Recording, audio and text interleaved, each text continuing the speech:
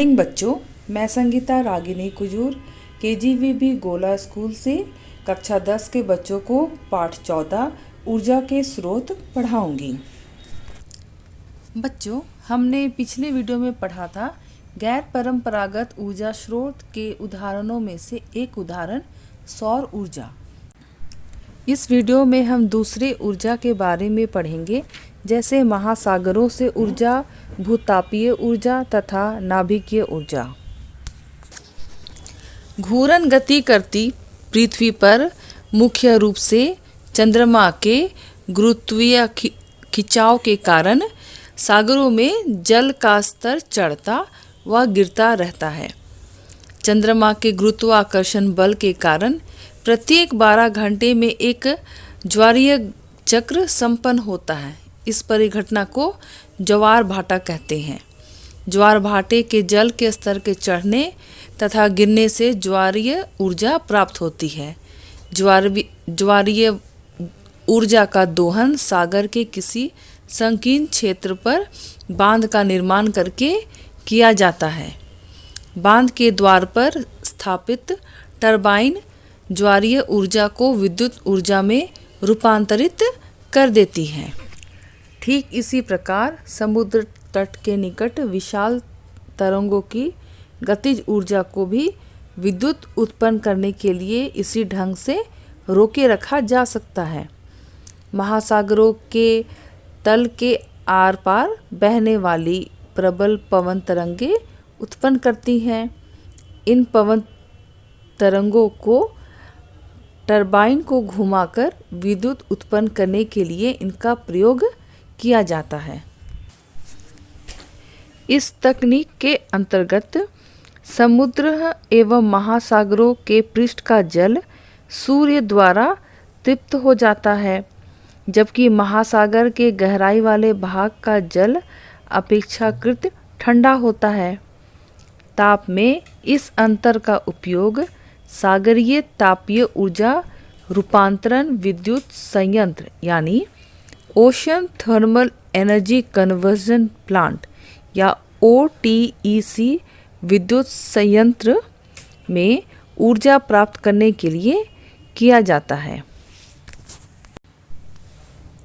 जब गर्म जल का प्रवाह OTEC गैस चैम्बर में होता है, तब गैस द्वारा समुद्री जल की ऊष्मा का अवशोषण किए जाने के कारण गतिज ऊर्जा में वृद्धि होती है, जिससे गतिज ऊर्जा के कारण टरबाइन के चलने पर विद्युत ऊर्जा का उत्पादन होता है।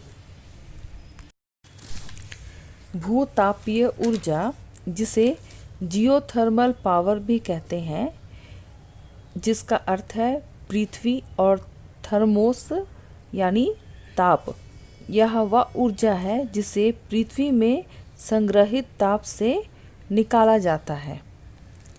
जब भूमिगत जल इन तृप्त स्थानों के संपर्क में आता है तो भाप उत्पन्न होती है और कभी-कभी इस तप्त जल को पृथ्वी के पृष्ठ से बाहर निकलने के लिए निकास मार्ग मिल जाता है। इन्हीं निकास मार्गों को गर्म चश्मा अथवा उष्ण स्रोत कहते हैं और कभी-कभी यह भाप चट्टानों के बीच में फंस जाती है और यहाँ इनका दाब अत्यधिक हो जाता है। तब इन स्थलों तक पाइप डालकर इस भाप को निकाला जाता है। फिर उच्च दाब पर निकली यह भाप टरबाइन को घुमाती है, जिससे विद्युत जनरित विद्युत उत्पादन करते हैं। चलिए नाभिकीय ऊर्जा को हम समझते हैं। जब कोई भारी नाभिक या 2 से 2 अधिक हल्के नाभिकों में टूटते हैं, अर्थात नाभिकीय विखंडन होता है, या 2 से अधिक हल्के नाभिक मिलकर भारी नाभिक का निर्माण करते हैं, अर्थात नाभिकीय संलयन होता है। इन दोनों ही प्रक्रियाओं के दौरान प्रचुर मात्रा में ऊर्जा प्राप्त होती है, जिसे नाभिकीय ऊर्जा कहते हैं। उदाहरण के लिए यूरेनियम के एक परमाणु के विखंडन में जो ऊर्जा युक्त होती है वह कोयले के किसी कार्बन परमाणु के दहन से उत्पन्न ऊर्जा की तुलना में 1 करोड़ गुनी अधिक होती है। विद्युत उत्पादन के लिए डिज़ाइन किए जाने वाले नाभिकीय संयंत्रों में इस प्रकार का नाभिकीय ईंधन स्वपोषी विखंडन श्रृंखला अभिक्रिया के एक भाग होते हैं। ये नाभिकीय श्रृंखला अभिक्रिया क्या होती है, आइए इसे हम समझते हैं। जब यूरेनियम का मंदगामी न्यूट्रॉन द्वारा विखंडन होता है यानी विस्फोट होता है, तो इस विखंडन के दौरान औसतन 2.5 न्यूट्रॉन हमें प्राप्त होते हैं। फिर यह न्यूट्रॉन नए नाभिकों का विखंडन करते हैं, जिसके कारण पीढ़ी दर पीढ़ी नाभिकों के विखंडनों की संख्या से वृद्धि होती है, जिसके कारण कुछ ही समय में अपार मात्रा में ऊर्जा उत्पन्न हो जाती है, जिसके कारण विस्फोट हो जाता है। इस नाभिकीय विखंडन की अभिक्रिया को नाभिकीय श्रृंखला अभिक्रिया कहते हैं। इन अभिक्रियाओं द्वारा नियंत्रण दर पर ऊर्जा मुक्त होती है। इस मुक्त ऊर्जा का उपयोग भाप बनाकर विद्युत उत्पन्न करने में किया जा सकता है।